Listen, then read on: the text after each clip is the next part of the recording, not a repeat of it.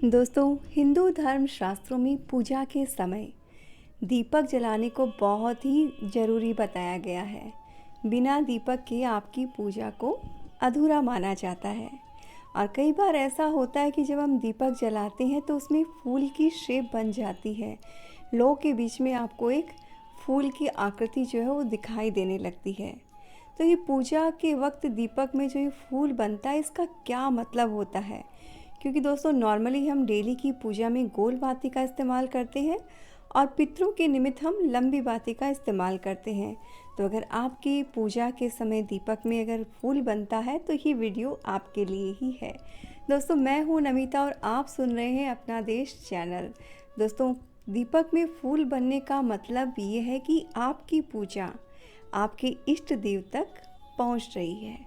इसका अर्थ होता है कि आपके ऊपर इष्ट देव की कृपा दृष्टि है। वे किसी न किसी रूप में, प्रत्यक्ष या अप्रत्यक्ष रूप में आपके साथ हैं। आपके इष्ट देव जिनको भी आप मानते हैं, आपके कार्यों में, आपके काम में आपकी सहायता कर रहे हैं। उनकी कृपा से आपके सभी काम बनने लगेंगे। कई बार ऐसा होता है कि दीपक में फूल तो बनता है, लेकिन व्यक्ति के जीवन में परेशानियां बनी रहती है।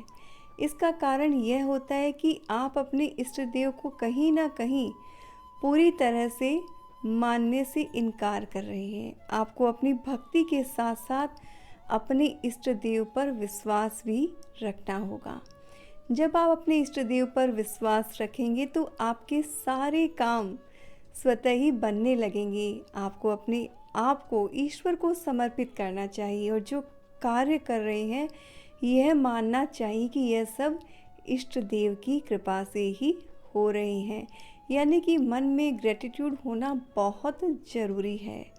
दीपक में फूल बनने का मतलब होता है कि आपकी जिनकी भी पूजा या भक्ति आप कर रही हैं उन तक आपकी पूजा और भक्ति पहुंच रही है। इष्ट देव की कृपा आपके ऊपर हो रही है। भक्ति भाव से पूजा करने से भगवान तक आपकी बात पहुंचती है और आपकी सभी इच्छाएं पूर्ण होती है। आपके घर से कष्ट, दुख, क्लेश सब खत्म हो जाते हैं।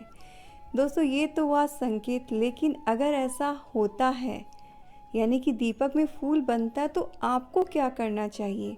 दोस्तों, अगर आपके दीपक में भी अगर बाती से फूल बनता है तो आपको अपने इष्ट देव की पूजा में और ध्यान लगाना चाहिए। आपको धर्म और पुण्य का काम ज़्यादा करना चाहिए। यदि नहीं कर रहे हैं तो आपने आज से ही शुरू कर देना चाहिए।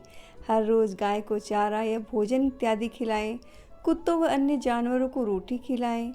चींटियों को भोजन देना चाहिए। कबूतरों और पक्षियों को दाना डालना चाहिए।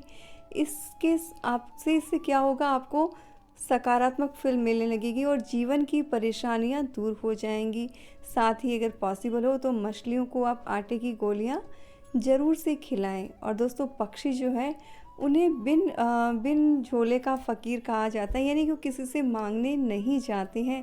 तो जितना हो सके दोस्तों, आप पक्षियों को, जानवरों को खाना खिलाएं, भोजन दें, उनके पानी की व्यवस्था करें। इससे जो आपको पुण्य फल प्राप्त होगा उससे आपके बिगड़े हुए काम बनने लगेंगे और जिन काम में आपकी रुकावट आ रही है वो रुकावटें अपने आप ही दूर होने लग जाएंगी। और सबसे बड़ी बात दोस्तों, जब आप ये सब काम करते हैं ना, आपके मन को बहुत सुकून मिलेगा। कभी आप अपनी छत पर जो पक्षी हैं उनको चने की दाल भिगा कर रखें और एक बार खिला कर आएँ।